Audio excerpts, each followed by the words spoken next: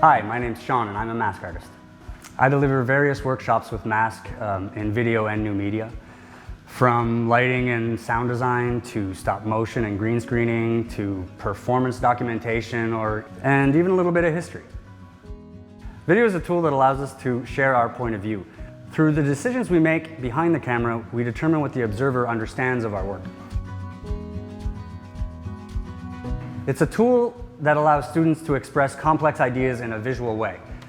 What I like to share through my workshops is how we can use video in different ways, in interesting ways, in more creative ways than we are used to using them.